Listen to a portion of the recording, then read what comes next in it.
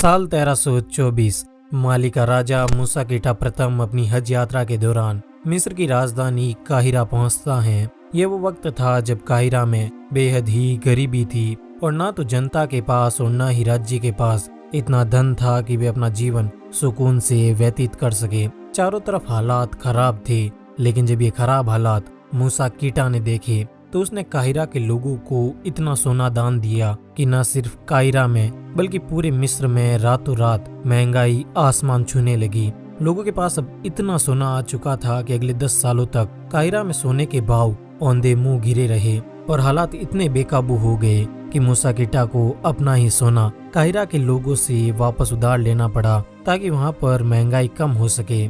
लेकिन हैरानी की बात ये नहीं थी कि मूसा कीटा ने काहिरा में इतना बड़ा दान किया, बल्कि असली बात तो ये थी कि ये मूसा कीटा कोई और नहीं बल्कि मंसा मूसा थे, जिन्हें इंसानी इतिहास का सबसे अमीर शख्स माना जाता है। मूसा की दौलत के बारे में कहा जाता है कि वो उससे भी ज्यादा दौलतमंद थे जितना अंदाजा लगाया जा सकता है। मूसा इतने अमीर थे कि अगर आज हम दुनिया के 3 सबसे अमीर लोगों की वेल्थ भी मिला ले तो वो भी मूसा की अमीरी के सामने कुछ भी नहीं है। वे बेहद ही अमीर थे, पर ऐसा भी नहीं है कि मंसा मूसा इतिहास में सिर्फ अपनी अमीरी के कारण जाने जाते हैं, बल्कि हिस्ट्री में उनके कई ऐसे किस्से कहानियां हैं जो मूसा को इतिहास में सबसे अलग बनाती हैं। कौन थे मूसा कीटा प्रथम, चलिए जानते हैं।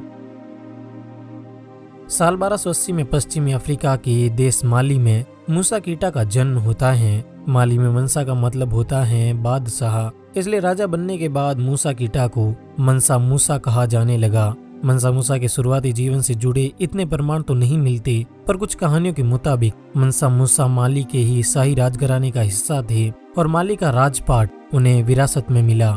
लेकिन वहीं दूसरी तरफ इतिहास में इसकी एक दूसरी और ज्यादा विश्वसनीय कहानी भी है। कहते हैं कि मंसा मूसा माली के 90वें सुल्तान बकरी कीटा सेकंड के दरबार में एक मंत्री थे।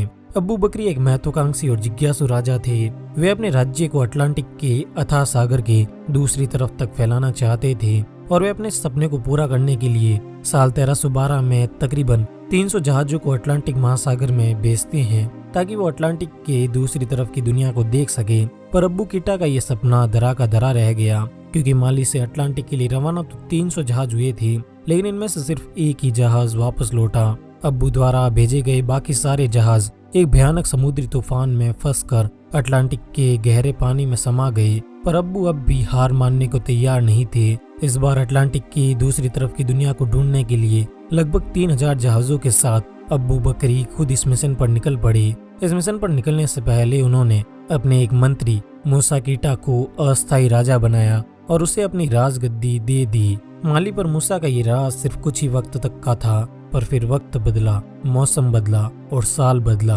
पर माली का राजा नहीं बदला। मंसा मूसा के राजा बनने के बाद अब्बू बकरी कभी वापस नहीं लौटे। कुछ लोगों ने कहा कि वो अटलांटिक के दूसरी तरफ बस गए, तो कुछ ने कहा कि वो अटलांटिक की गहराइयों में समा गए। पर जो भी हुआ, अब हकीकत ये थी कि माली के राजा मंसा मूसा थे। मूसा के राजा बनते ही माली की किस्मत बदल गई। हालांकि मूसा से पहले अब्बू बकरी के राज में भी माली काफी शक्तिशाली और अमीर था, लेकिन मूसा इसे नई ऊंचाइयों पर ले गए। उस वक्त माली के आय के मुख्य तौर पर 4 सोर्स थे। पहला सोना, दूसरा नमक, तीसरा कोला फ्रूट और चौथा हाथी के दांत। और मूसा भी ये बात जानते थे, इसलिए राजा बनते ही उन्होंने सबसे पहले बुम्बुक पर हमला किया, क्योंकि उस वक्त बुम्बुक में एशिया, यूरोप और अफ्रीका की सबसे बड़ी गोल्ड माइन थी। बुम्बुक के बाद उन्होंने इड्जिल, अवली और टगाजा जैसे नमक बनाने वाले राज्यों पर भी जीत हासिल की।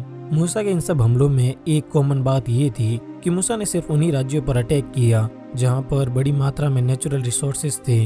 मूसा के राज में माली की सीमा पश्चिम में अटलांटिक सागर से, पूर्व में नाइजर नदी और उत्तर में सब सहारा से लेकर साउथ में फॉरेस्ट ऑफ इक्वेटोरियल अफ्रीका तक लगभग 2000 मील क्षेत्रफल तक फैल गई। मूसा के राज में अब माली अफ्रीका, यूरोप और एशिया तक सोने और नमक का व्यापार करने लगा। माली का ये व्यापार दिन दोगुनी रात चौगुनी तरक्की कर रहा था, लेकिन मूसा के बिजनेस सीधे तौर पर नहीं होता था। इसमें 3 लेवल होते थे।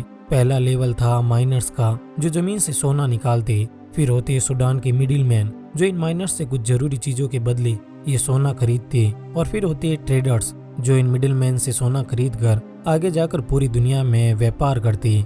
मूसा हमेशा इस बात का ध्यान रखते थे कि उनकी इन गोल्ड माइंस के बारे में दुश्मनों को पता न चले, इसलिए उनका ये व्यापार बेहद ही गुप्त तरीके से होता था, जिसके बारे में बहुत ही कम लोगों को पता होता। लेकिन फिर भी ये व्यापार मूसा सीधे कंट्रोल नहीं करते थे, बल्कि वे इस ट्रेड पर सिर्फ टैक्स लगाते थे, और ये टैक्स इतना ज्यादा होता था कि माली की पूरी अर्थव्यवस्था सिर्फ इसी टैक्स के दम पर चलती थी, और सिर्फ इसी टैक्स के दम पर माली अमीर भी बना।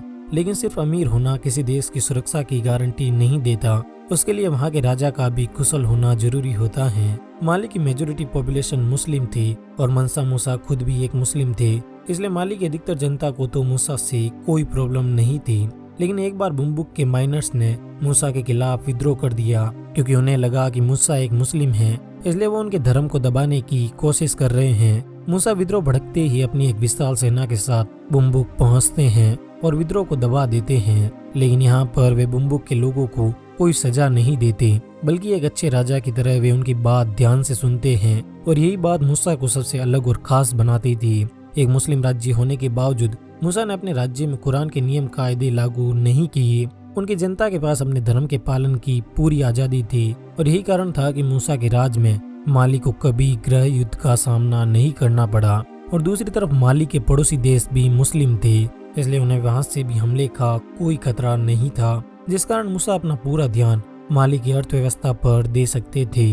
गोल्ड के अलावा माली की इकोनॉमी में सोल्ट, कोला, फ्रूट और हाथी के दांत भी एक इम्पोर्टेंट रोल प्ले करते थे, क्योंकि माली के आसपास रेगिस्तान था, इसलिए सोल्ट वहां पर खाने की चीजों को प्रिजर्व रखने के काम आता था।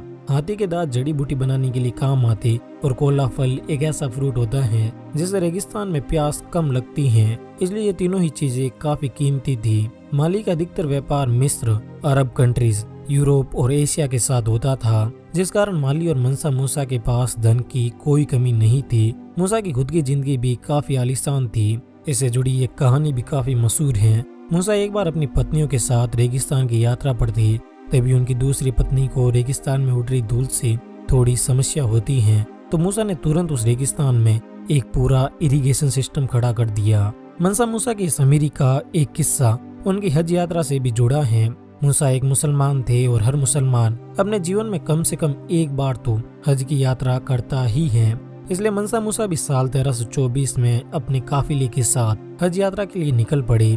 लेकिन उनके इस काफिले में 100-200 या 1000-2000 लोग नहीं, बल्कि पूरे 60,000 लोग थे, जिनमें से 12,000 तो अकेले ऐसे गुलाम थे जो मूसा का सोना उठाकर चल रहे थे। इस सोने का वजन लगभग 21,000 किलो था, जिसकी कीमत आज तकरीबन 8,000 करोड़ रुपए होती है। इसके अलावा माली से मक्का तक की 2700 मील लंबी इस यात्रा में मूसा के काफिले में 100 हाथी और 80 ऊंट भी थे, जिन पर तकरीबन 136 किलो सोने का पाउडर था। मूसा ये सोना अपने साथ जकात यानी चैरिटी के लिए ले जा रहे थे। यात्रा के दौरान मूसा को रास्ते में जो भी गरीब मिला उसे वे ये सोना बांटते हुए आगे बढ़े। इसके अलावा मूसा का ये काफिला हर शुक्रवार जहाँ पर भी रुका उसने वहाँ पर मस्जिदें बनवाई, और मक्का तक की अपनी इस यात्रा में उसने कायरो, मक्का और मदीना में हर जगह लगभग 20-20 हजार सोने की ईंटें बांटी। लेकिन इस जकात के चक्कर में मनसा मूसा ने नॉर्थ अफ्रीका और अरेबियन पेनिनसुला में इतना दान दे दिया कि वहाँ पर रातों रात सोने की कीमतें गिर गई और महंगाई आसमान छूने लगी। मूसा के इस दान से हालात इतने बिगड़ गए कि मूसा जब इस यात्रा से वापस लौट रहे थे तो उन्हें सोने की कीमतें वापस सामान्य करने के लिए खुद ही अपने द्वारा दिया हुआ सोना स्थानीय व्यापारियों से हाई इंटरेस्ट रेट पर वापस उधार लेना पड़ा। मूसा संभवतः इतिहास के पहले ऐसे इंसान थे जिन्होंने अकेले दम पर सोने के भाव कंट्रोल किए।